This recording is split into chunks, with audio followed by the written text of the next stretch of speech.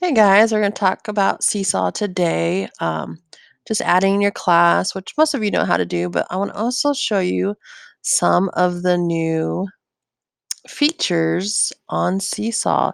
If you haven't, you need to update your Seesaw app on all your iPads to make sure you are able to access the new features. So simple, just create a new class.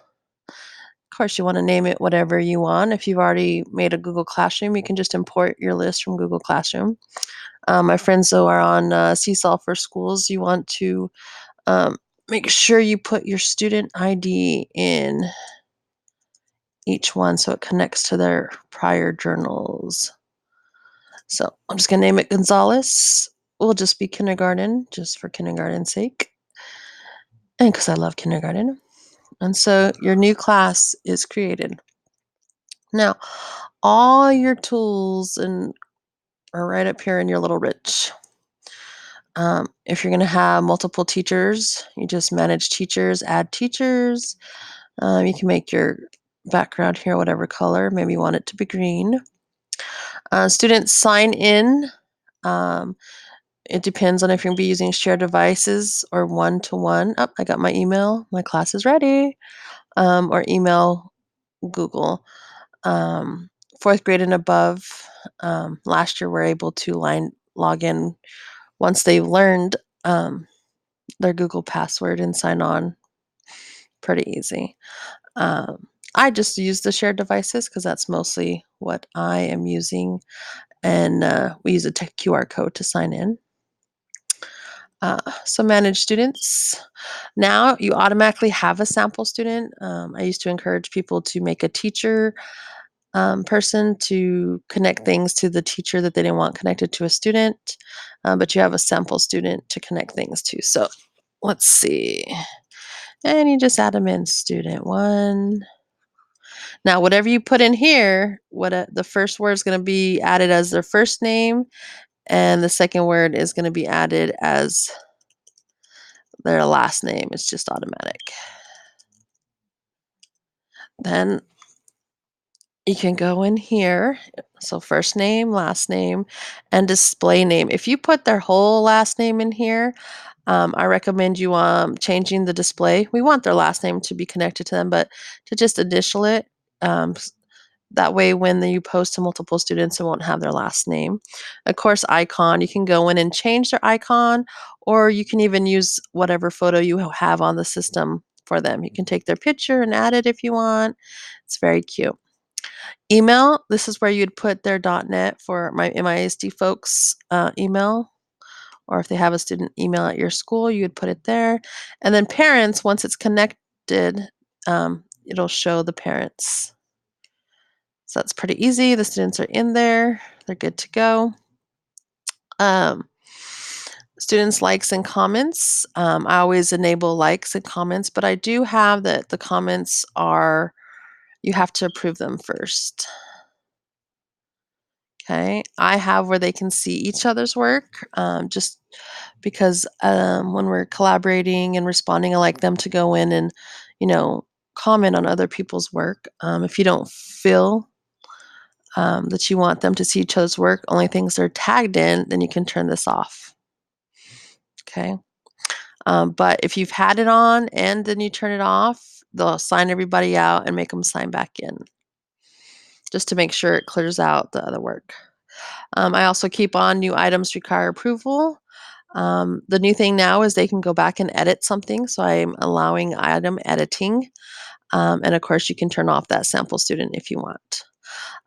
Parents aren't automatically connected to your class.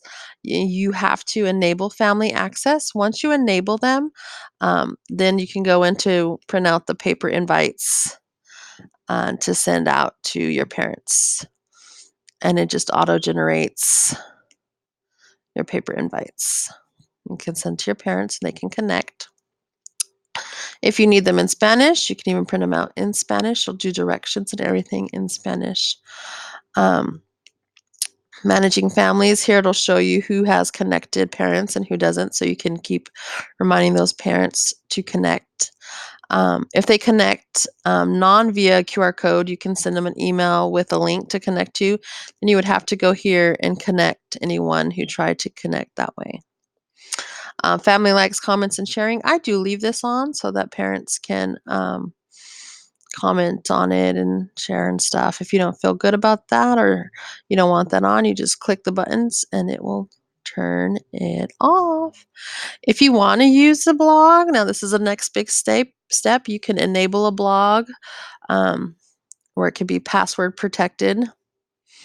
It's a public blog, but only things that you post to the blog would go on here, and you can make it a password protected blog. So then if there's parents that want to show other people, if you want to collaborate with another class through the blog, you can set this up. And then you could just give that other class the password. Okay. And you can always change the password, change the way it's set up. Okay. If you want to set up folders, you can. Skills, I'll be going over. Don't worry about skills. Once I start setting up skills for my own kindergarten classroom, I'll show you guys how to do that. And I will post another video. Okay. Folders are difficult to manage for students and teachers in the younger grades, better for the older grades. But I'm not going to set up any folders right now. All right. And then your class is set up. You've sent out your papers. Now, let me show you the cool new features that got me so excited when they came out this summer at our ambassador training and then they went live. Okay, so as you can see, there's new icons, but they're still pretty much correct. All right, best thing about drawing. Look at this. Look at this. Let's go into drawing.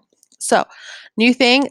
We used to have just this little square where the kids could work in. That was our work area. Our whole space is the work area now. All right. They still have the same abilities. They can go into text and type up something. They still have the ability uh, to change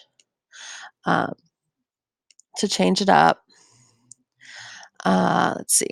Let's go in here. This is my favorite part. There's the big thing, the backgrounds. They now can choose a background for their work. So they can choose a color, which is fun.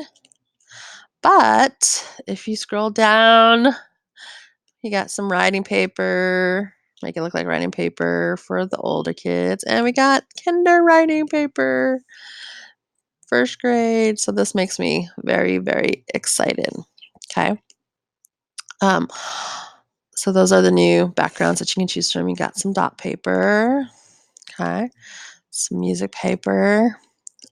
Now we can go into shapes. There's actual shapes now in here where you can use thought bubbles. Look at those. There's our shape blocks. Oh, look, are those units, rods? Yes, that is. So just some fun things that are in there now that we can use to uh, create various things. Uh, you can change the size. You can rotate them. All kinds of stuff. Do you want just an outline? Do you want it all filled in? Do you want it light, transparent? Okay. And now that we can do all these things, you can bring it in front of something, send it behind something. Um, and you have the cropping tool. Also, we don't have just one pencil down here anymore. We have one pencil, a marker, a highlighter, and the glow tool. The glow tool is pretty cool. And of course, you have the eraser, which you can erase. Now, the best thing is the eraser erases just the writing. In prior stuff, the eraser would erase also the objects. Okay.